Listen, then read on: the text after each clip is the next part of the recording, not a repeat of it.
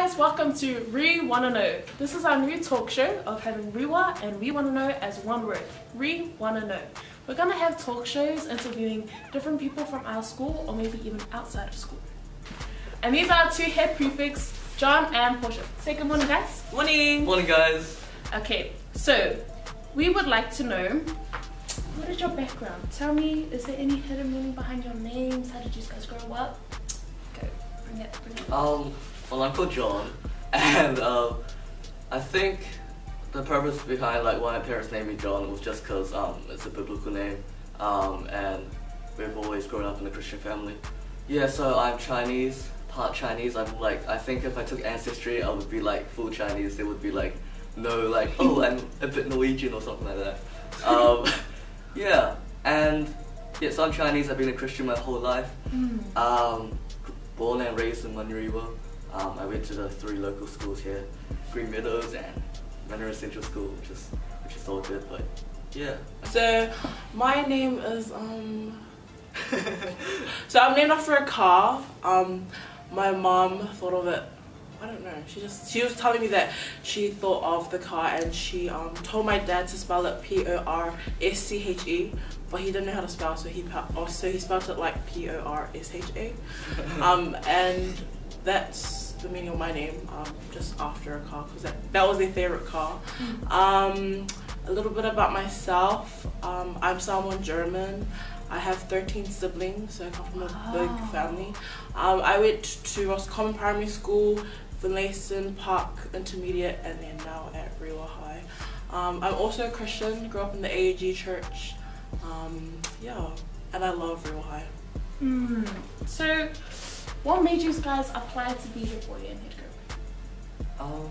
I think I was honestly, I was a bit uncertain at first. But I had a lot of friends that wanted me to apply and were rooting for me. So I thought it was to give it a go. And the reason I guess I was uncertain was because I knew that I would be pretty busy this year with other commitments, and I was like, if I do it, I really want to commit to it and make sure that I do carry out my responsibility, and but yeah, I'm happy that I did. I'm the same as him. I was quite hesitant at first, but there's been a lot of staff as well as students who's recommended the role. I didn't really see myself in these shoes from year 9 onwards. I mean year 9 to year 11, but year 12 I was kind of getting out of my comfort zone and joining all the councils and stuff, just getting myself out there.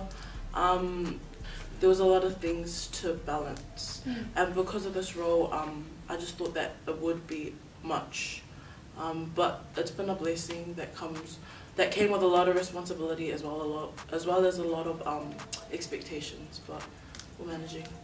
So how has it been this year being the head? It's been cool. You just walk around school and you're like, oh hey head boy. But I know when you follow up from somebody as great as Santana, you got big shoes to fill, and I'm always kind of I don't know,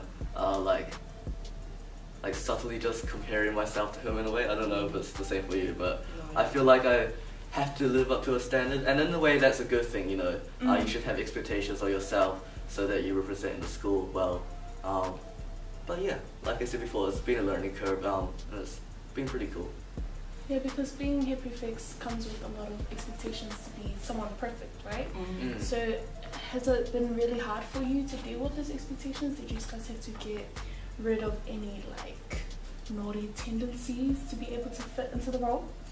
Yes. Yeah, quite a few. I used to be one to when a bell rang and I was I still play handball, just stay for a couple more minutes, Yeah. And now I'm kind of oh come on guys, let's get close.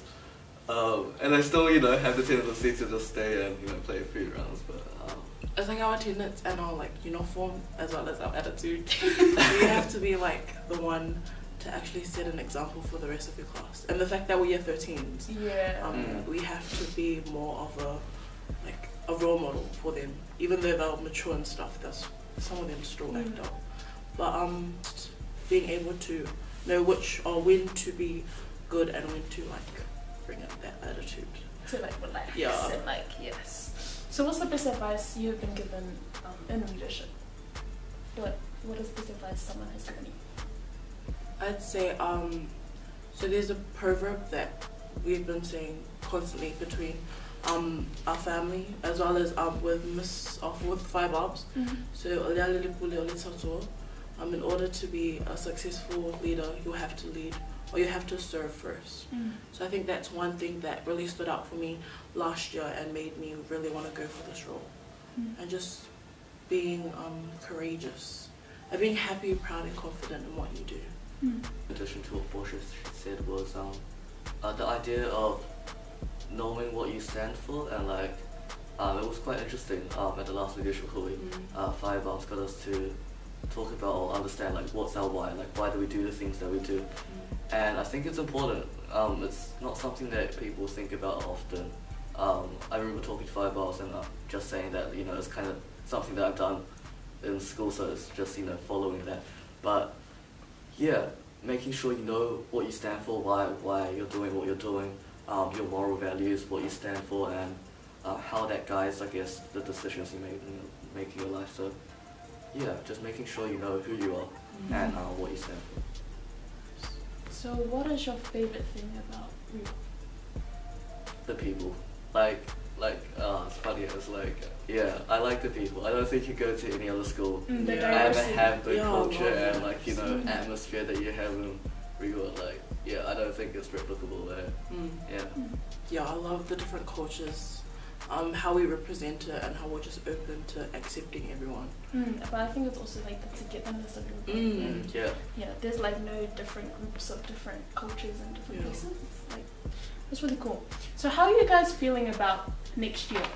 So this is your last year in school, so how are you guys feeling about being, you know, the big kids in the real world?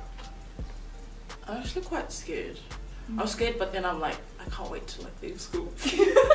But like, it's I reckon it'll be cool because next year I want to take up a Bachelor of Education, either at Auckland Uni or AUT. So do you want to become a teacher? Yeah, primary school teacher. Primary school teacher? Yeah, a reason why is because a lot of my aunties are primary school teachers, and my nana's also a primary school teacher who's been teaching for almost 33 years now. Oh, and your grandparents are like your main motivation. Say no more. Yeah, it's gonna be scary. It'll be different too. I want to do Bachelor of Engineering at Auckland University.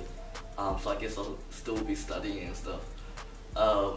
But yeah, it'll be different because it's all about like, you know, managing yourself. There's no teachers to like, did you do your homework?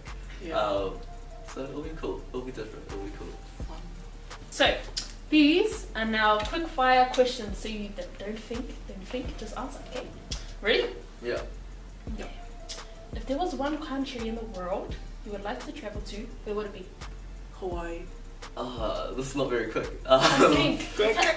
Japan. If you were to save Iron Man or Black Widow, who would you save and why? Iron Man. Why? Why? Because he's cooler.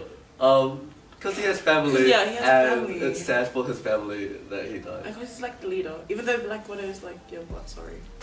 But no, Iron Man, say no more. Yeah. What's your favorite subject? Physics. History. Describe yourself in 3 words.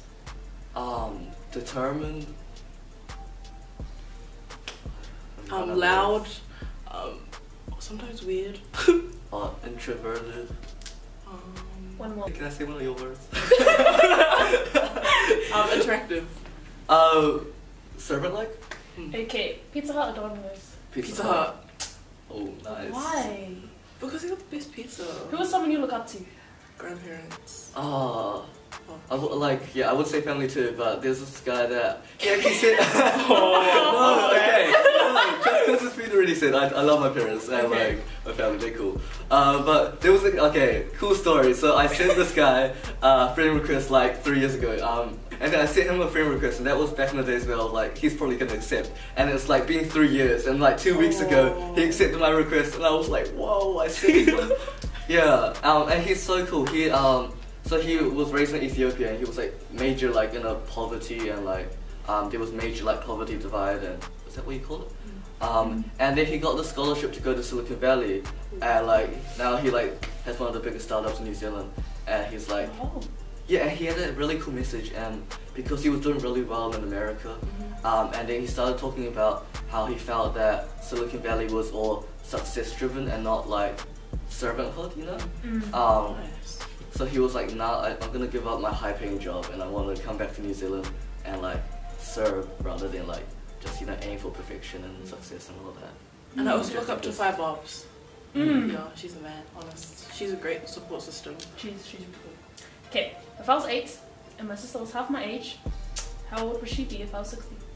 12, right? 56. Wait, what? Wait, what was Wait,